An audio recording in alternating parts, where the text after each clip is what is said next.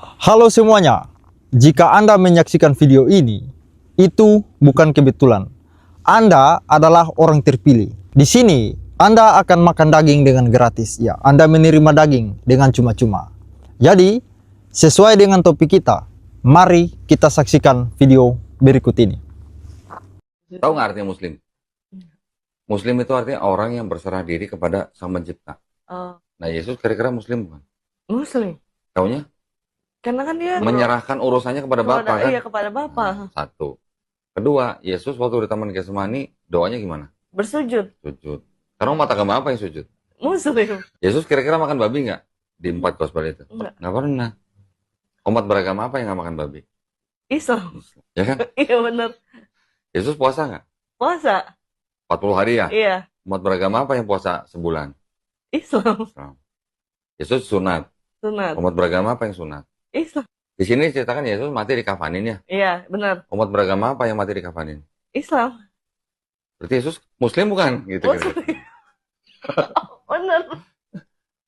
Nah, lo mau ikut Yesus atau mau ikut Paulus? Ikut Yesus dong. Jadi Muslim dong. Iya. Iya. Ah, iya. Tahu nggak artinya Muslim? Jujur, saya merasa kasihan terhadap Mbak yang bercakap-cakap dengan Pak Donditan itu. Ya, jadi menurut pandangan pribadi saya, ya ini menurut pandangan pribadi saya, Pak Donditan itu telah membodohi orang.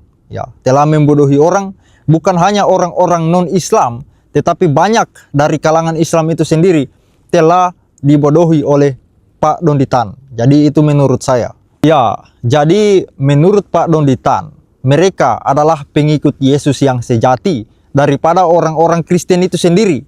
Karena Yesus berserah diri kepada Allah, ya Yesus berdoa sujud, Yesus tidak makan babi, Yesus puasa, Yesus disunat, dan bahkan mati itu dikafanin. Padahal Yesus melakukan itu sebagai orang Yahudi. Yesus lahir di dalam keluarga orang Yahudi, di dalam budaya Yahudi. Maka Yesus melakukan itu sebagai orang Yahudi, bukan sebagai orang Islam atau Muslim. Ya, tambahan ya, Allah itu tidak pernah berkata bahwa semua umat yang ada di seluruh penjuru dunia, jika mau beriman kepada Allah, itu harus menjadi orang Yahudi secara lahiriah. Ya. Nah, karena Pak Donditan ini menggunakan Alkitab sebagai rujukannya, di sini Pak Donditan itu tidak konsisten. Sebab di dalam Alkitab, Yesus tidak hanya melakukan seperti apa yang telah disebutkan oleh Pak Donditan, ya, tetapi Yesus juga merayakan Paskah. Pertanyaannya, kalau Pak Donditan menggunakan Alkitab sebagai rujukan untuk membenarkan bahwa merekalah yang pengikut Yesus yang sejati, apakah Pak Donditan juga merayakan Paskah? Kenapa Pak Donditan tidak merayakan Paskah seperti yang dilakukan oleh Yesus? Karena di sini Pak Donditan menggunakan Yesus atau berbicara tentang Yesus yang ada di dalam Alkitab. Jadi Pak Donditan, kalau Anda mau berbicara tentang Yesus, maka berbicaralah tentang Yesus yang diajarkan oleh Al-Quran. Ya, Anda tidak bisa berbicara tentang Yesus yang diajarkan oleh Alkitab. Tahu nggak artinya Muslim? Muslim itu artinya orang yang berserah diri kepada Sang Pencipta. Oh, Nah, Yesus kira-kira Muslim bukan? Muslim. Baik, di sini kita masuk pada poin yang pertama. Pak Donditan menjelaskan bahwa arti Muslim adalah orang yang berserah diri kepada Pencipta, kepada Sang Pencipta, ya. Padahal semua orang yang beragama, nah ini Anda perhatikan baik-baik ya. Semua orang yang beragama itu mereka berserah diri kepada Tuhannya masing-masing, entah agama apapun itu. Setiap orang beragama, agama apapun itu, mereka pasti berserah diri kepada Tuhannya masing-masing. Nah, disinilah letak pembodohan Pak Donditan yang tidak disadari oleh banyak orang. Bukan hanya orang-orang non-Islam, tetapi banyak orang-orang Islam tidak menyadari hal tersebut. Kenapa demikian? Karena arti Muslim bukan hanya berserah diri kepada Sang Pencipta, ya, tetapi juga mengakui Muhammad sebagai Nabi dan Rasul terakhir. Itu Muslim. Jadi tidak ada orang yang bisa disebut Muslim kalau tidak bersyahadat, ya. Jadi menurut yang saya ketahui dari sumber-sumber Islam, bahwa Muslim itu atau seseorang hanya bisa disebut Muslim ketika dia berserah diri kepada Sang Pencipta dan juga mengakui Muhammad sebagai Nabi dan Rasul terakhir. Ya, Kalau salah tolong dikoreksi, ya. Nah, Yesus kira-kira Muslim bukan? Muslim. Taunya Karena kan dia menyerahkan urusannya kepada Bapa kan? Iya, kepada Bapa. Satu. Pak Donditan berkata bahwa Yesus itu Muslim karena Yesus berserah diri kepada Bapa, karena Pak Donditan ini kan menggunakan Alkitab ya. Padahal yang saya ketahui, iman Islam yang sejati itu tidak memanggil Allah dengan sebutan Bapa, karena itu bertentangan dengan akidah Islam. Jadi itu yang saya ketahui ya. Kalau salah tolong dikoreksi ya. Tapi kalau benar maka ini boleh dipertimbangkan ya. Jadi saya melihat Pak Donditan ini menggunakan jurus apa saja. Jadi semua jurus disikat demi membawa orang lain ke dalam keyakinannya. Entah itu dengan cara yang benar atau itu dengan cara yang salah. Dan banyak orang yang sudah dibodohi oleh Pak Donditan ini menurut saya ya. Kedua, Yesus waktu di Taman Getsemani doanya gimana? Bersujud. Sujud. Karena umat agama apa yang sujud? Muslim. Ya, kemudian Yesus Muslim karena Yesus berdoa dengan sujud di Taman Getsemani. Jadi lagi-lagi Pak Donditan ini menggunakan Alkitab untuk membenarkan apa yang dia yakini. Padahal jelas-jelas Alkitab itu bertentangan dengan iman Islam. Nah, jadi begini ya.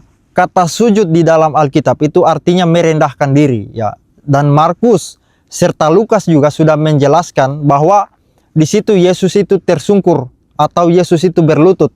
Jadi sujud yang dilakukan oleh Yesus itu sangat berbeda dengan sujud yang dilakukan oleh teman-teman Islam ketika mereka berdoa ya. Jadi sujud Yesus di situ adalah sujud yang dilakukan tanpa arah tertentu.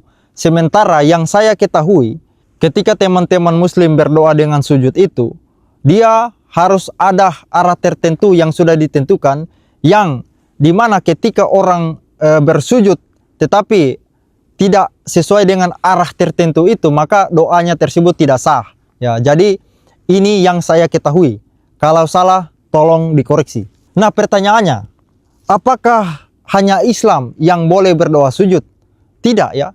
Orang Kristen juga boleh berdoa dengan sujud ya. Ketika berdoa secara pribadi di kamar misalnya, orang Kristen boleh juga berdoa sujud.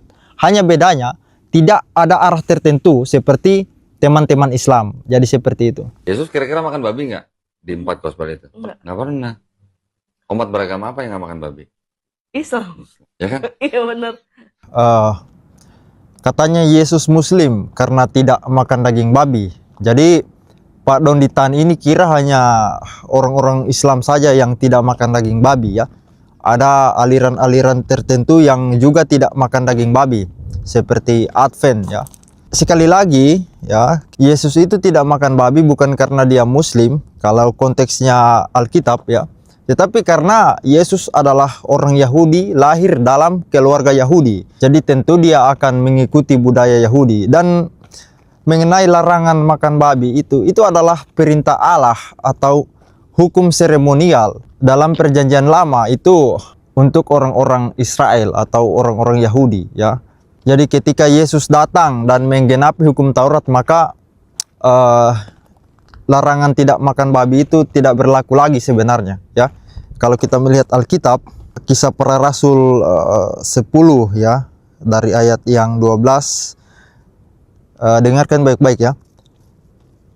Di dalamnya terdapat pelbagai jenis binatang berkaki 4 atau terjemahan lain katakan segala macam jenis binatang berkaki 4 ya. Binatang menjalar dan burung ya. Kemudian kedengaranlah olehnya suatu suara yang berkata, "Bangunlah hai Petrus, sembelilah dan makanlah."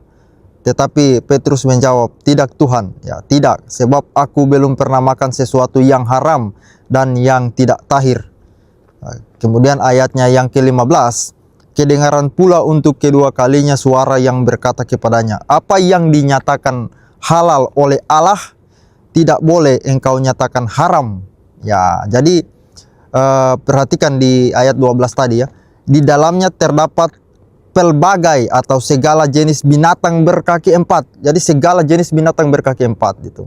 Dan dalam sebuah ayat Yesus sendiri berkata bahwa bukan yang masuk ke dalam mulut yang menajiskan orang, tetapi yang keluar ya, yang keluar dari mulutnya itu ya. Yesus puasa nggak? Puasa. 40 hari ya? Iya. Umat beragama apa yang puasa sebulan? Islam. Kemudian Yesus Muslim karena Yesus berpuasa 40 hari. Padahal kalau kita melihat konteks Alkitab yang menjadi rujukan dari Pak Donditan ini, puasa yang dilakukan Yesus itu sangat berbeda dengan puasa yang dilakukan oleh teman-teman Islam ya. Yesus itu berpuasa 40 hari tanpa makan sama sekali. Sementara puasa yang dilakukan oleh teman-teman Islam ini ada jam tertentu di mana bisa makan ya. Dan tambahan ya, bahwa puasa Yesus itu yang selama 40 hari itu hanya sekali seumur hidup. Ya, jadi tidak diulang-ulang seperti puasa teman-teman Islam itu setiap tahun dilakukan ya. Jadi tidak cocok ya, atau tidak benar kalau Pak Donditan ini berbicara tentang Yesus dan apa yang dilakukan Yesus itu berdasarkan Alkitab untuk membenarkan ajarannya. Karena sudah jelas sekali ya, ajaran Islam itu menolak ajaran yang ada di Alkitab. Jadi dalam hal ini Pak Donditan itu sebenarnya telah membodohi banyak orang ya. Dan banyak juga dari teman-teman Islam yang percaya kepada Pak Donditan. Padahal apa yang dilakukan Pak Donditan ini sebenarnya kalau saya melihat itu bertentangan dengan iman Islam itu ya. Seharusnya beliau itu berbicara tentang Yesus yang diajarkan oleh Quran, dan jangan sama sekali berbicara tentang Yesus yang diajarkan Alkitab, karena itu akan sangat bertolak belakang dengan iman mereka itu ya. Yesus sunat. Sunat. Umat beragama apa yang sunat? Islam. Ya, kemudian Yesus Muslim karena Yesus disunat ya. Jadi mereka lah yang katanya pengikut Yesus yang sejati daripada orang-orang Kristen ya. Padahal kalau kita melihat konteks Alkitab ya, Yesus itu kan disunat pada umur 8 hari. Sementara mayoritas dari teman-teman Islam itu disunat bukan pada umur 8 hari ya. Mungkin ada, tetapi mayoritasnya saya kira bukan di umur segitu ya. Dan Pak Donditan ini kan seorang mu'alaf. Pertanyaan saya, apakah Pak Donditan sendiri sudah disunat? Ya, saya tidak tahu ya. Beliau yang tahu. Di sini ceritakan Yesus mati dikafanin ya. Iya, benar. Umat beragama apa yang mati dikafanin? Islam. Nah, kemudian mengenai Yesus mati dikafanin itu kan orang mati dikafanin itu budaya Yahudi juga. Jadi sebelum Islam ada, orang-orang Yahudi memang sudah melakukan hal itu. Jadi Pak Donditan sebenarnya tidak bisa dengan gamblang menyebut bahwa Yesus Muslim ya, apalagi dia menunjuk kepada Yesus yang diajarkan Alkitab itu ya. Dan kemudian di sini kan teman-teman Islam ini menurut yang saya ketahui bahwa ajaran Islam itu tidak mengakui Yesus mati ya. Tetapi Yesus itu diangkat ke surga. Jadi dalam hal ini Pak Donditan lagi-lagi menggunakan jurus apa saja ya demi membawa orang lain kepada keyakinannya. Walaupun apa yang dilakukan Pak Donditan itu sangat bertentangan dengan ajaran imannya sendiri ya. Padahal Islam itu tidak mengakui, sama sekali tidak mengakui Yesus mati. Tetapi Pak Donditan tetap mengatakan bahwa Yesus itu Muslim karena Yesus mati dikafanin. Walaupun dia klarifikasi di belakangnya ya bahwa Islam tidak percaya itu, tetapi dia tetap merujuk kepada Alkitab ya, di mana Yesus mati dikafanin untuk membuktikan Yesus itu Muslim ya. Padahal sudah jelas-jelas itu di dalam Muslim Yesus tidak mati dikafanin. Sebenarnya dia tidak boleh sama sekali ya merujuk kepada hal itu, karena itu bertentangan dengan imannya itu. Nah, lo mau ikut Yesus atau mau ikut Paulus? Ikut Yesus dong. Jadi Muslim dong. Iya, iya. Ah, iya. Nah, kemudian Pak Donditan memberikan pilihan ya, mau ikut Yesus atau mau ikut Paulus. Jawabannya sebenarnya mengikuti Yesus yang diikuti Paulus ya. Jadi Paulus itu tidak karang cerita ya. Kalau kita melihat Yesus yang diajarkan Quran, memang itu akan bertentangan dengan Paulus ya. Tetapi kalau berbicara tentang Yesus yang di Alkitab, itu tidak ada kontradiksi sama sekali dengan Yesus yang diajarkan Paulus ya. Hanya saja orang-orang yang tidak tahu apa-apa ya tentang iman Kristen, yang tidak belajar Alkitab dengan benar, lalu tiba-tiba datang seolah-olah dia paling tahu, ya memang dia akan melihat ajaran Paulus itu salah ya. Tetapi kami sendiri orang-orang Kristen yang memang belajar itu, yang tidak percaya buta ya, percaya begitu saja, kami sadari bahwa apa yang diajarkan Paulus itu memang sesuai dan tidak ada kontradiksi dengan pengajaran Yesus ya. Dan kalau mau bukti bahwa ajaran Paulus itu tidak kontradiksi dengan Yesus ya, maka kita melihat para murid Yesus itu yang menjadi saksi mata ya, yang hidup bahkan makan bersama dengan Yesus. Mereka itu justru mengakui Paulus ya, kalau memang apa yang diajarkan Paulus itu palsu, atau Yesus yang diajarkan Paulus itu adalah Yesus yang lain, maka yang pertama-tama mengcounter Paulus itu adalah para murid Yesus ya. Murid-murid Yesus yang hidup bersama, bahkan makan bersama-sama dengan Yesus ya. Jadi bukan orang lain yang akan mengcounter itu. Tetapi apa yang terjadi, apa yang kita lihat, justru para murid Yesus itu mengakui Paulus. Jadi saya lebih percaya Paulus ya. Kenapa orang-orang Kristen ini sangat beriman kepada Yesus Kristus ya, menganggap Yesus Kristus sebagai Tuhan dan juru selamat satu-satunya ya. Jadi begini teman-teman, ketika Anda mau bersatu atau hidup bersama-sama dengan yang kudus atau yang maha kudus, maka posisi atau keadaan Anda itu harus kudus juga ya. Masalahnya di sini semua manusia itu telah jatuh ke dalam dosa ya. Kalau dulu Anda melakukan satu pelanggaran atau kejahatan, sekarang Anda tidak melakukan, itu namanya dulu berbuat dosa, atau dulu melakukan dosa, atau janganlah dulu, kemarin melakukan dosa, hari ini tidak melakukan dosa lagi. Tetapi itu bukan menghapus dosa ya. Jadi ibaratnya begini, Anda terjatuh ke dalam kolam lumpur, lalu Anda keluar dari situ ya. Setelah Anda keluar dari situ, apakah Anda langsung bisa masuk ke dalam rumah, lalu duduk di sofa, atau langsung tidur di kamar? Apa yang Anda lakukan? Anda harus mandi terlebih dahulu gitu. Anda harus bersih terlebih dahulu, baru Anda bisa masuk ke dalam rumah, bisa duduk di sofa, makan-makan sambil nonton, bisa baring di kamar itu. Jadi demikian juga dengan dosa. Untuk bersatu dengan Allah yang maha kudus, maka Anda harus kudus, tidak bercacat, tidak bercela di hadapan Allah. Anda harus bersih, Anda harus suci dari dosa Anda. Karena kita mau bersatu dengan Allah yang maha kudus. Pertanyaannya, siapa yang bisa membersihkan kita dari dosa? Ya. Apakah kita sendiri bisa membersihkan diri kita dari dosa? Saya rasa batin semua manusia berkata tidak ya. Hati semua manusia itu mengatakan kami butuh sesuatu atau seseorang yang bisa membersihkan kami dari dosa itu. Pertanyaannya, siapa yang bisa membersihkan seseorang dari dosa? Siapa yang bisa membersihkan manusia dari dosa?